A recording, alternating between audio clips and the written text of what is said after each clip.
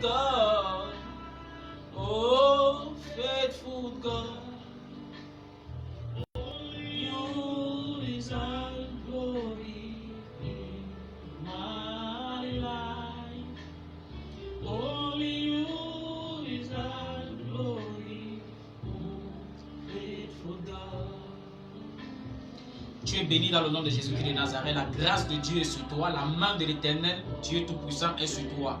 Dans le puissant nom de Jésus-Christ de Nazareth. Aujourd'hui, nous allons continuer notre série d'enseignements sur les clés de la véritable réussite, les clés de la véritable prospérité. Nous avons vu que le Seigneur n'a pas un plan de malheur pour l'homme, pour toi et moi. Il n'a pas un plan de malheur pour l'Église. D'ailleurs, il dit... sois en bonne santé, prospère et sois en bonne santé comme prospère l'état de ton âme. Donc, le souci de Dieu, c'est de voir ses enfants prospérer dans tous les domaines. Donc, et lorsque nous sommes dans l'échec, ce n'est pas la faute à Dieu. Donc, on doit se regarder. La faute vient de nous-mêmes. Donc, il y a un problème au niveau de l'homme, ce n'est pas au niveau du ciel. C'est pourquoi nous avons pris cette série d'enseignements pour essayer que le Saint-Esprit nous enseigne, que le Saint-Esprit nous exhorte, qu'il essaie de nous conscientiser, nous faire et pointer du doigt les erreurs que nous commettons, afin que nous puissions réussir dans tous les aspects. La réussite n'est pas le fruit du hasard. C'est l'une des choses que nous devons comprendre. On ne réussit pas dans le hasard. On ne réussit pas dans le hasard. C'est très difficile d'échouer que de réussir. Très difficile d'échouer que de réussir. Parce que réussir demande et requiert de certains principes. Donc la réussite, c'est tout un ensemble de principes mis en pratique. Donc c'est pour ça que nous enseignons pour que les hommes puissent réussir. Donc même si Dieu voudrait que tu réussisses, même si c'est la volonté parfaite de Dieu, c'est que tu réussisses, tu ne pourras pas réussir si tu ne mets les principes du royaume en pratique. Donc il y a certains secrets qu'il faut connaître, il y a certaines choses qu'il faut savoir. La fois dernière, nous avons vu, dans la première partie, nous avons vu au niveau de la pensée, que l'homme peut échouer ou réussir à partir de sa pensée. Et nous avons vu la deuxième partie, nous avons vu au niveau de la parole, au niveau de la parole, que un homme peut réussir ou échouer à partir des paroles qu'il prononce. Fermez-moi la porte là. À partir des paroles, quand tu ouvres, le son vient tellement.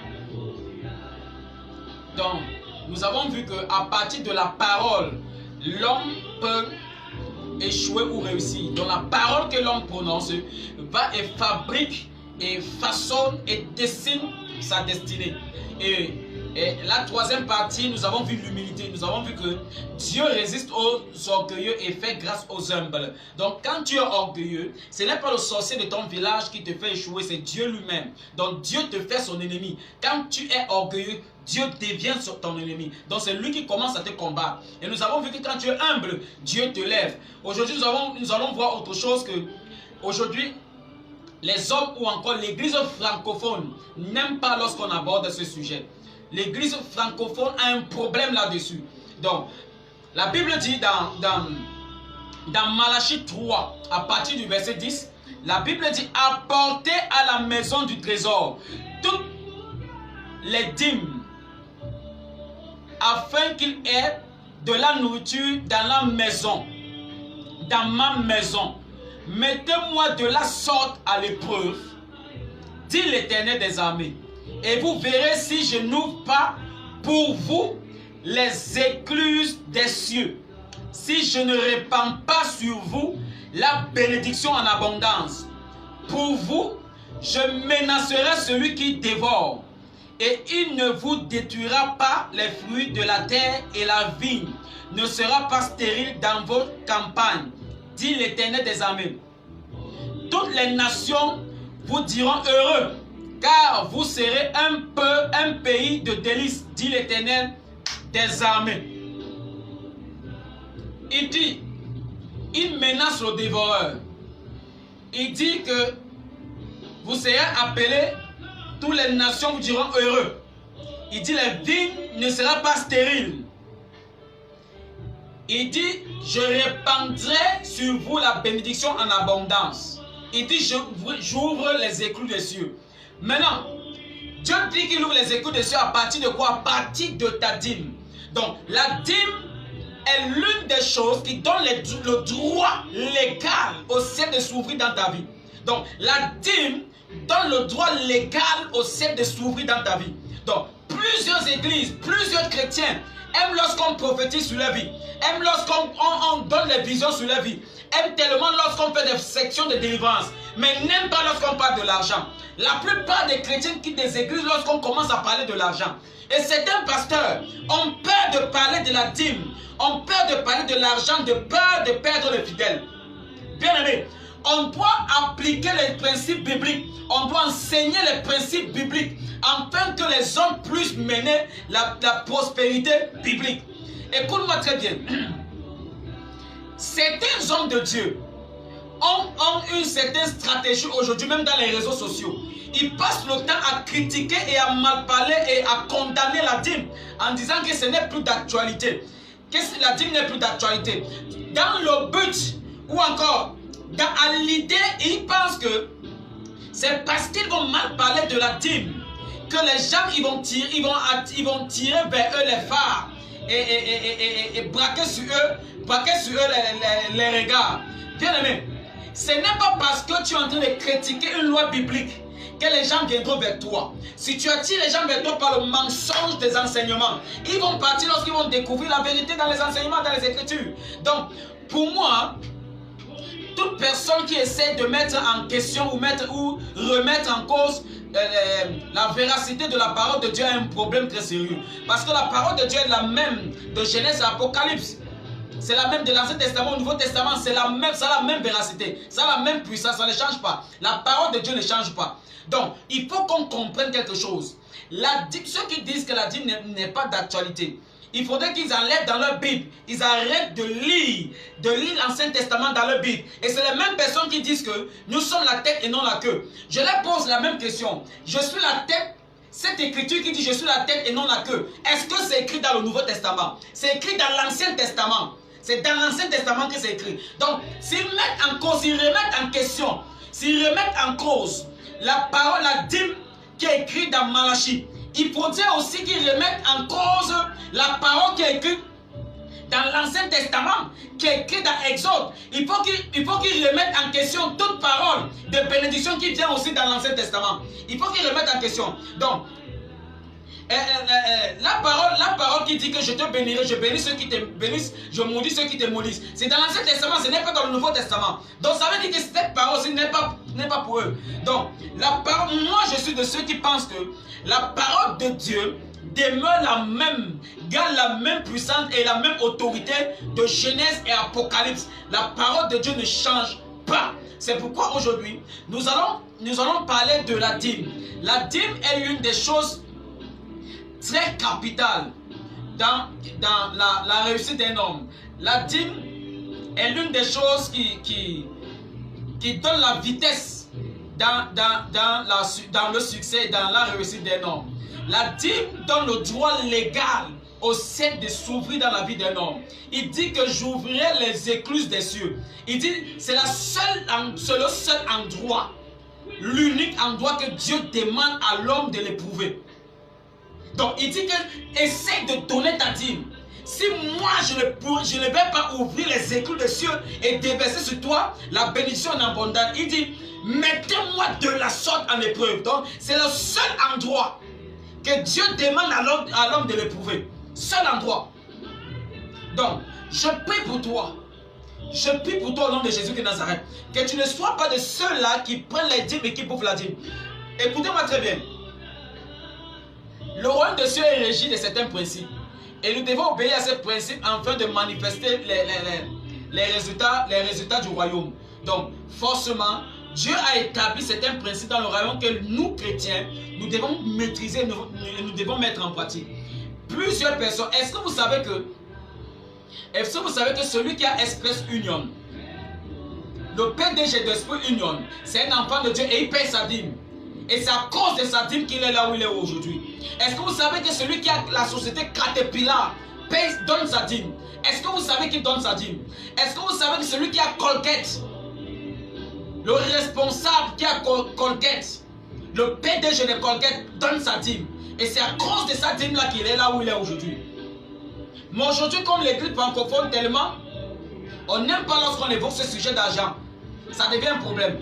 Donc toute personne qui passe son temps à bouffer sa dîme, écoute-moi, suis-moi jusqu'à la fin, tu vas comprendre quelque chose tout à l'heure.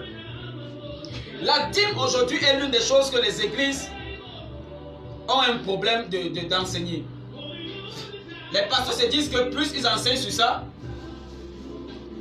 plus ils vont perdre les fidèles. Moi j'enseigne. J'enseigne sur le donner parce que je donne. J'enseigne sur la dîme parce que je donne ma dîme. C'est pour ça que j'enseigne pour que toi tu donnes. La plupart des grandes sommes aujourd'hui, même jusqu'aux païens, il y a des païens qui ont compris la notion de la dîme. Que même eux ils payent leur dîme. Même eux ils donnent leur dîme. C'est pour ça que ce message, je suis en train de t'exhorter que tu ne sois pas de ceux-là qui pensent que la dîme n'est pas d'actualité. Il n'y a pas une parole d'écriture dans la Bible, il n'y a pas une parole d'écriture qui n'est pas d'actualité. De Genèse jusqu'à Apocalypse. Que ces pasteurs qui parlent que ce n'est pas d'actualité, qu'ils arrêtent de prêcher sur l'Ancien Testament. Qu'ils arrêtent de lire l'Ancien Testament. Je prie pour toi au nom de Jésus de Nazareth.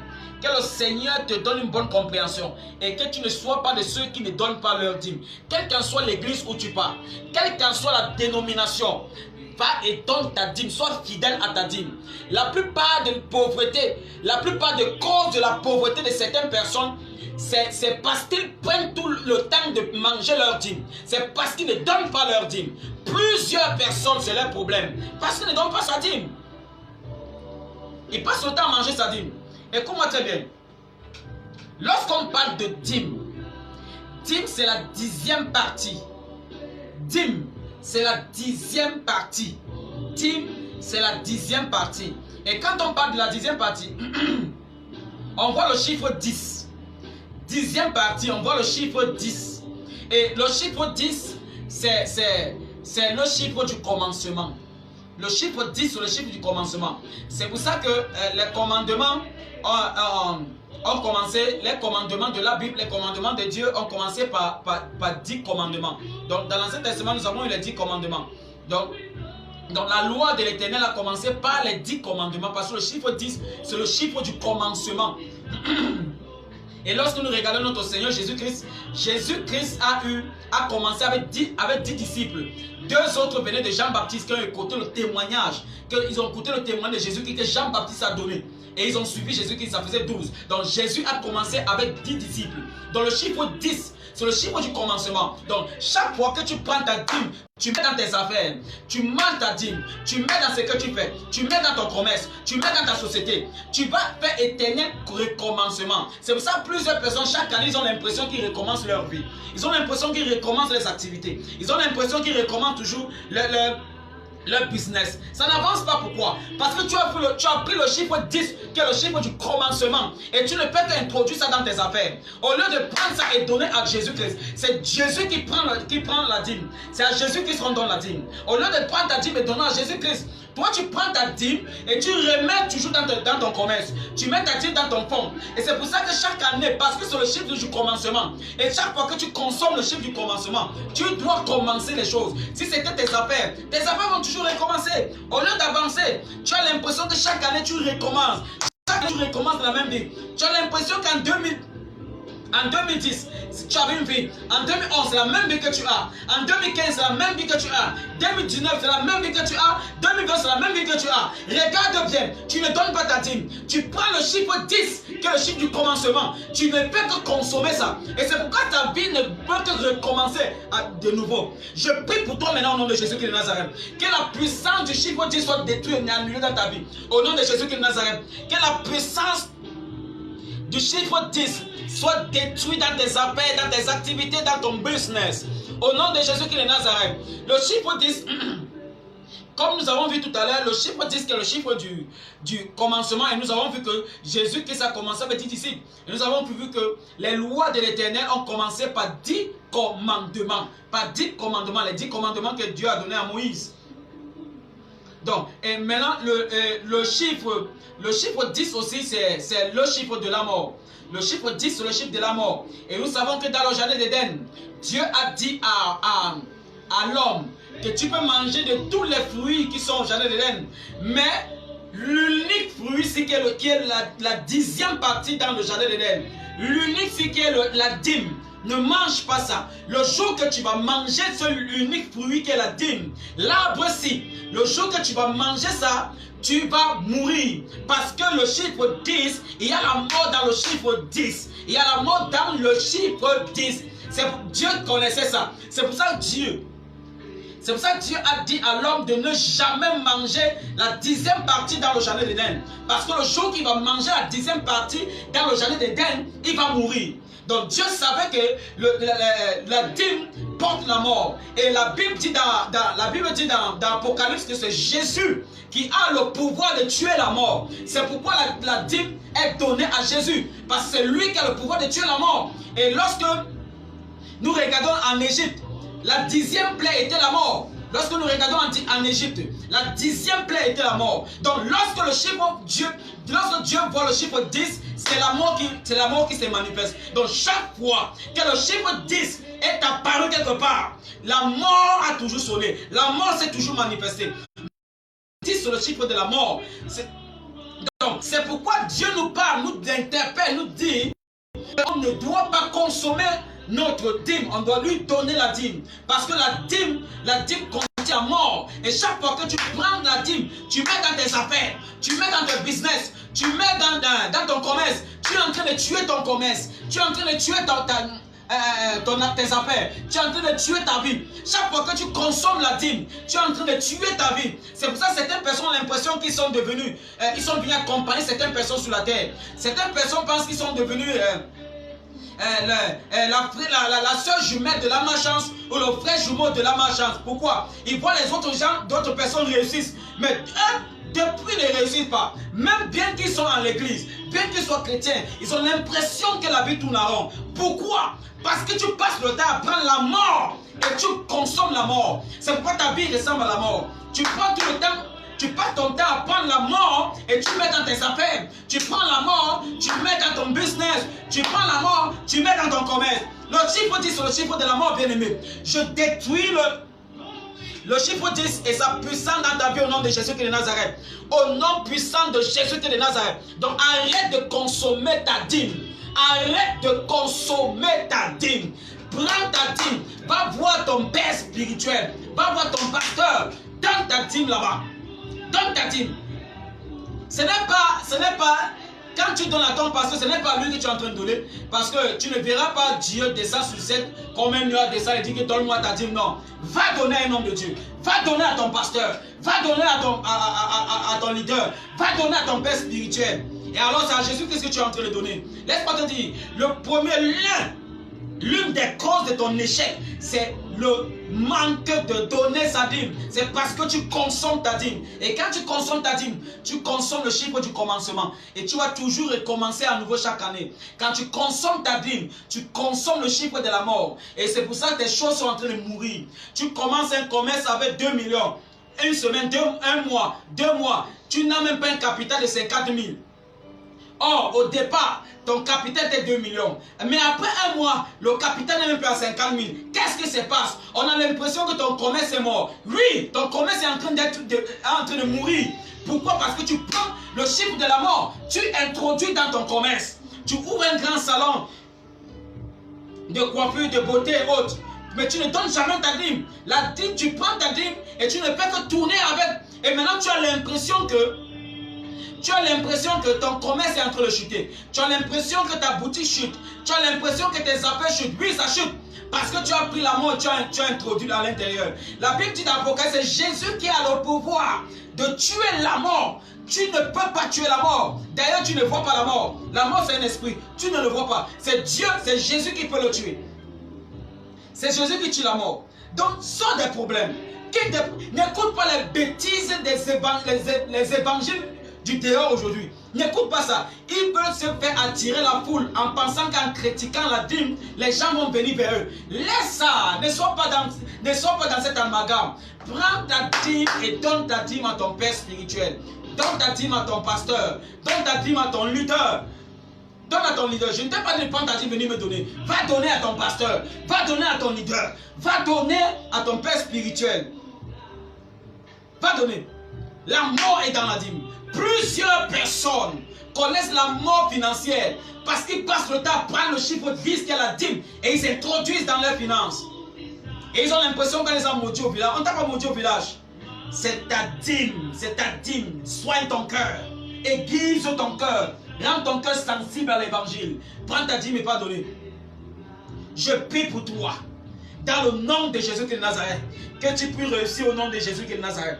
Tous ces grandes sommes que vous voyez, c'est les gens très sages. Ils payent le dîme. Même certains païens. Il y a plusieurs païens qui sont aujourd'hui les millionnaires, multimillionnaires, des milliardaires. Mais quand c'est secret, ils partent te donner le dîme. Ils partent te donner le dîme. Mais ne vous dites pas ça. J'ai reçu plusieurs hommes d'affaires. J'ai déjà reçu plusieurs hommes d'État qui sont venus en secret, comme Nicodème était allé voir Jésus.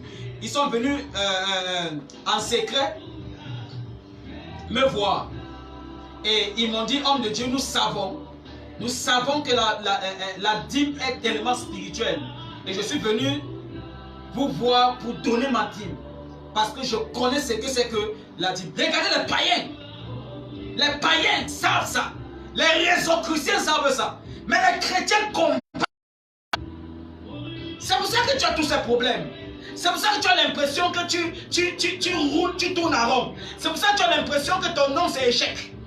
C'est pour ça que tu as les échecs répétés. C'est pour ça que tu as l'échec chronique. C'est ça ton problème. Le jour que tu vas arrêter de raisonner, ton problème c'est le raisonnement. Parce que tu veux trop raisonner. La foi n'est pas une acceptation mentale. La foi est l'acceptation du cœur, même si la tête refuse. Même si la tête n'est pas d'accord. C'est ça. On ne marche pas avec Dieu avec les raisons, avec les raisonnements. Le raisonnement est une forteresse. Je renverse ces forteresses dans ta vie au nom de Jésus de Nazareth. Aujourd'hui, lorsqu'un pasteur parle d'argent, on dit que c'est un escroc pasteur. C'est toi qui es bandit. C'est toi qui es bandit. Moi, je parle. Je parle d'argent. Je parle de ça. Je parle de tout. Je parle de l'humilité. Je parle de la sainteté. Je parle de la sanctification. Je parle du donner. Je parle de l'amour. Je parle de la dîme. Je parle de tout. Je parle des anges. Donc, je prie pour toi.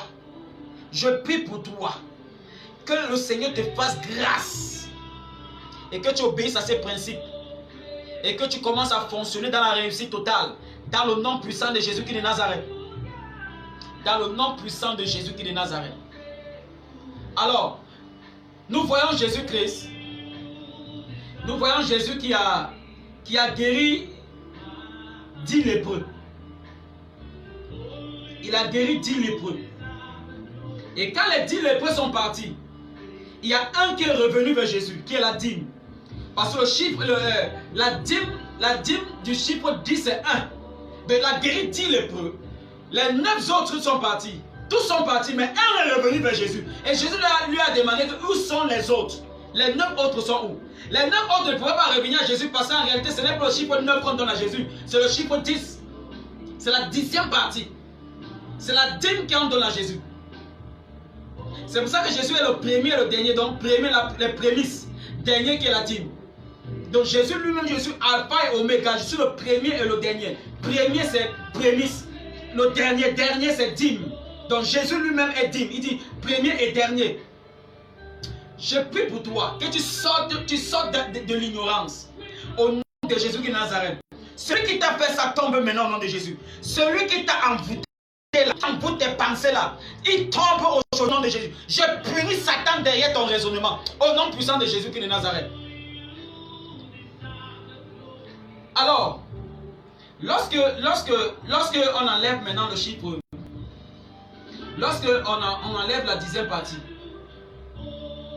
il nous reste, lorsqu'on enlève 10%, il nous reste 90%. Lorsqu'on enlève la 10e partie, il nous reste le chiffre 9. La 9e partie, donc le chiffre 9. Et maintenant, le chiffre 9, dans 10, lorsqu'on enlève 1 qui est la dîme, il nous reste 9. dans la dîme, lorsque tu donnes ta dîme, ce qui te reste maintenant, c'est la 9e partie qui te reste entre tes mains. Donc, la 10e partie ne nous appartient pas, ça appartient à Dieu. Donc, chaque fois que nous avons nos revenus, enlevons la 10e partie et donnons ça à Dieu, sortons des problèmes. Maintenant, on doit rester avec la 9e partie. La 9e partie, c'est pour nous. La 9e partie, c'est pour nous. Donc, le chiffre 9 est le chiffre de l'accomplissement. Donc, quand on reste avec la 9e partie, qui est le chiffre 9, lorsqu'on reste avec le chiffre 9, c'est le chiffre de l'accomplissement. Donc, quand tu restes avec le chiffre 9, automatiquement, tu dois t'accomplir. C'est le chiffre 9 que tu dois prendre pour mettre dans tes affaires. C'est le chiffre 9 là que tu dois prendre pour mettre dans ton commerce, dans tes finances et dans ta vie. Donc, le chiffre 9 qui reste là, c'est pour toi. Donc, c'est pour nous.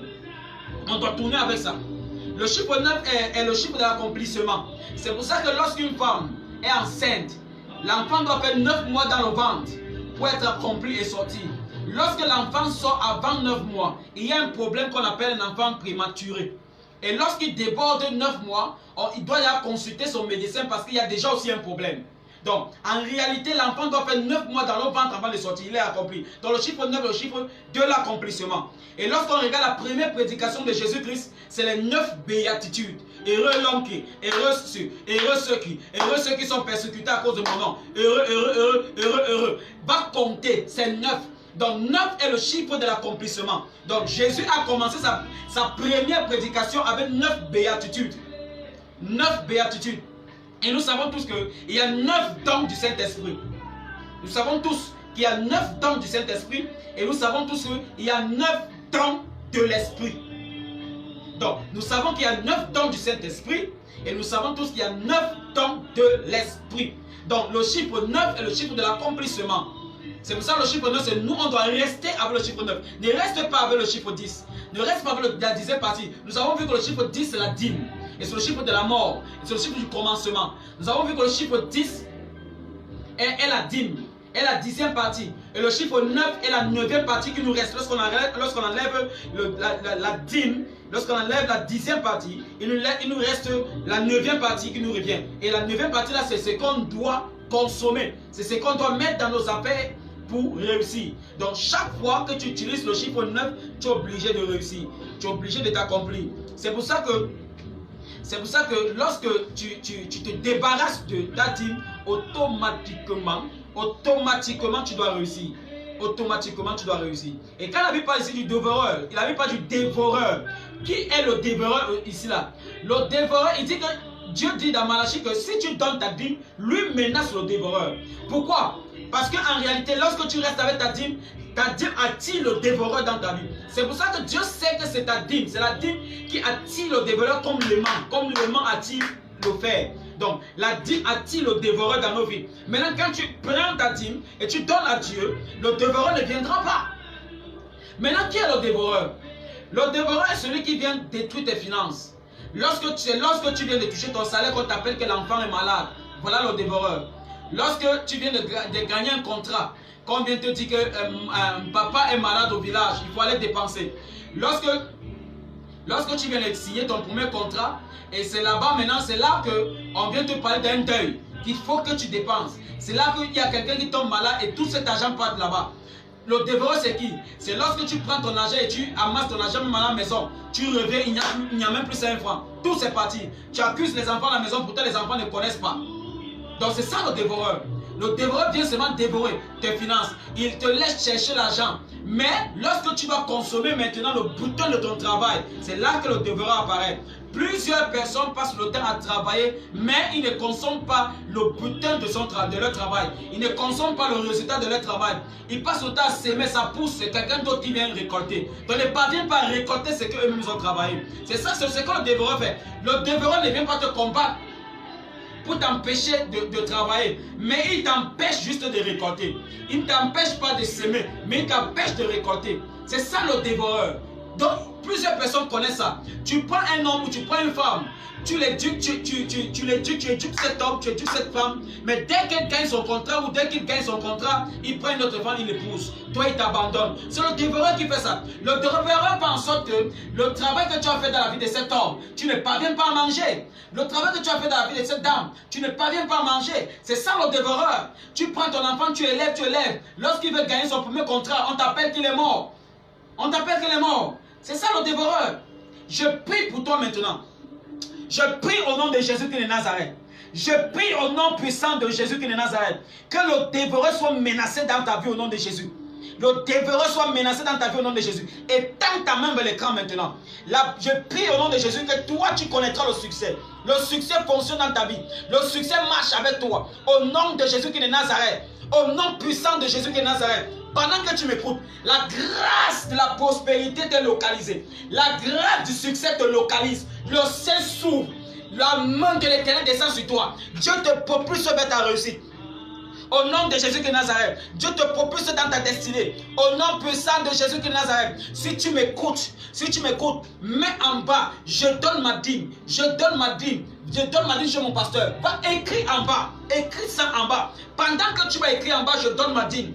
La grâce qui est attachée à la dîme te localise, ça descend dans tes finances. Au nom puissant de Jésus de Nazareth, je prie pour quelqu'un qui me regarde. Je prie pour quelqu'un qui me regarde. Je prie pour quelqu'un qui m'écoute. La main de l'Éternel, la puissance de Dieu te saisit là où tu es. La puissance de Dieu te saisit là où tu es. Je brise toute limite.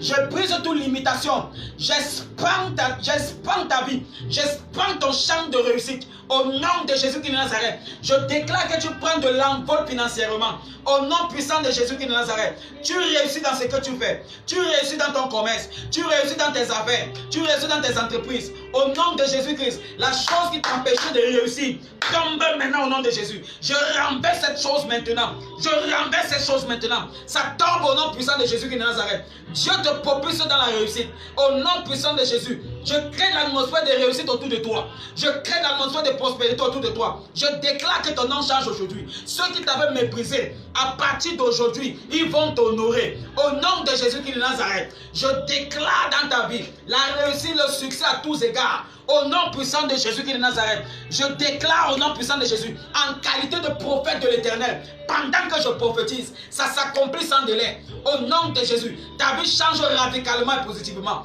Au nom puissant de Jésus qui est de Nazareth, la grâce de Dieu sur toi.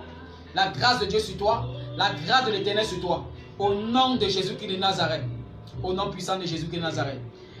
Je suis le révérend prophète Nta Clément, le leader principal de la Quiz Voice Ministry. Face première chapelle Mimboman, après le Fécom. Je bénis le Seigneur pour la vie de mon père, le papa Rodin Defo et maman Elisabeth Defo.